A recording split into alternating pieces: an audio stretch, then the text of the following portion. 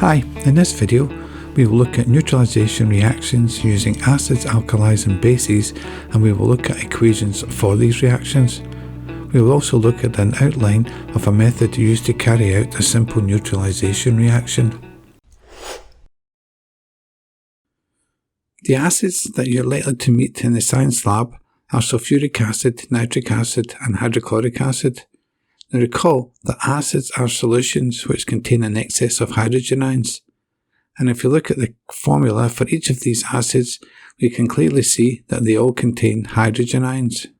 Hydrochloric acid, for example, contains hydrogen ions and chloride ions, while nitric acid contains hydrogen ions and the nitrate ion, NO3-, while sulfuric acid, which is a diprotic acid, that is, it contains two hydrogen ions, and it also contains the sulfate ion, SO42-. Now recall that alkalis are solutions which contain an excess of hydroxide ions. Three common alkalis that you may meet are lithium hydroxide, sodium hydroxide and potassium hydroxide. And if you look at the formula for these alkalis, we can clearly see that they all contain the hydroxide ion, OH-, and a metal ion, in this case a group 1 metal from the periodic table, so these metal ions will all have a +1 charge. Now acids can be neutralised by alkalis and bases such as metal oxides and metal hydroxides to form a salt and water. If we use a metal carbonate to neutralise the acid, then we need to also remember that as well as the salt and water, the gas carbon dioxide is also produced. Now the type of salt formed will depend on the acid used. For example, in the neutralisation reaction between hydrochloric acid and the alkali sodium hydroxide, the water is formed by the reaction of the hydrogen ions in the acid with the hydroxide ions in the alkali. This just leaves the sodium ions and the chloride ions to form the salt, sodium chloride. The salt is basically formed by replacing the hydrogen ions in the acid with the metal present in the alkali.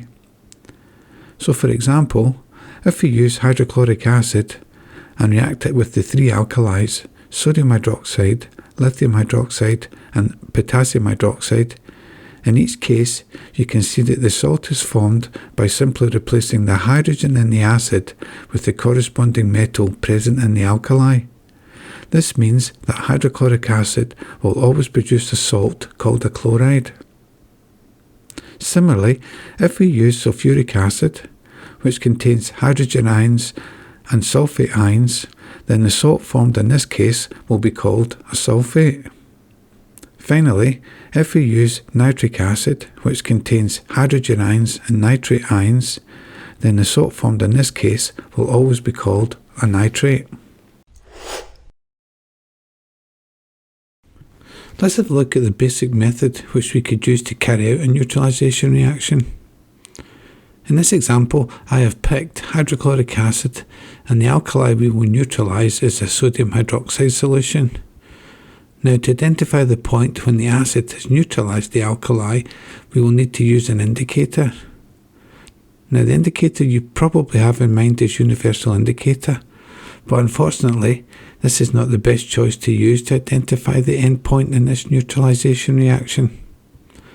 That is the point when we have added just enough hydrochloric acid to neutralise the sodium hydroxide solution, since with universal indicator the colour change which would occur at neutralisation occurs over a fairly wide pH range, and this will give an inaccurate result of the actual volume of hydrochloric acid needed to neutralise the sodium hydroxide solution.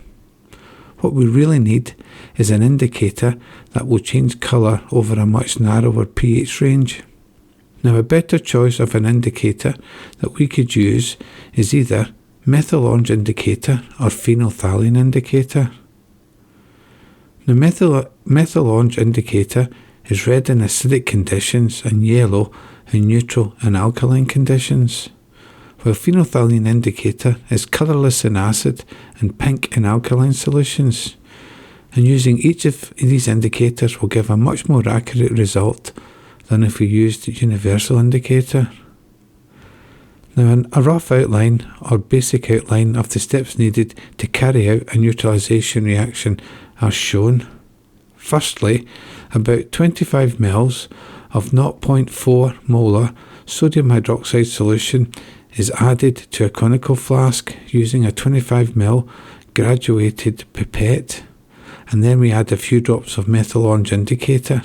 This will of course turn yellow in the alkaline sodium hydroxide solution.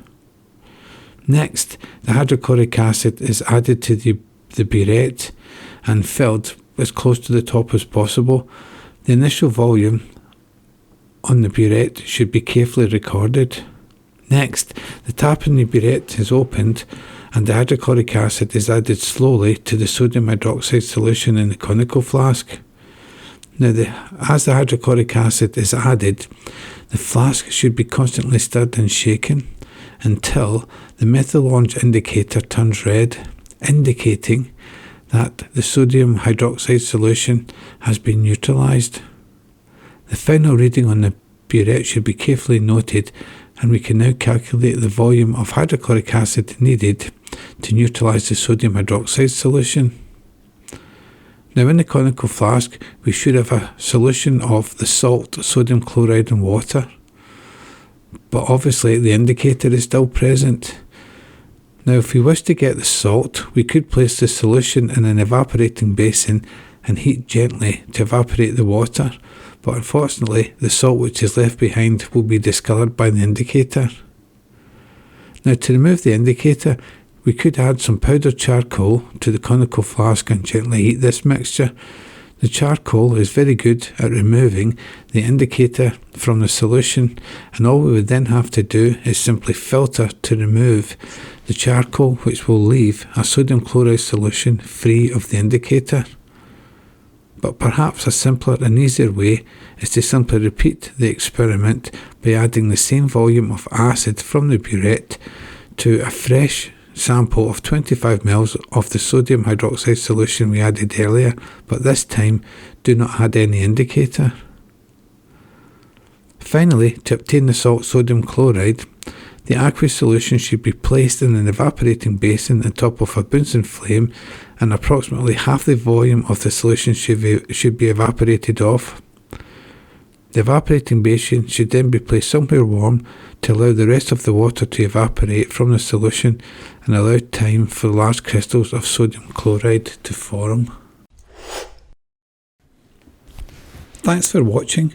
If you need more help with neutralisation, then why not visit the website that accompanies these videos? The links are in the description below. If you found the video helpful, then please consider liking and subscribing. Thank you.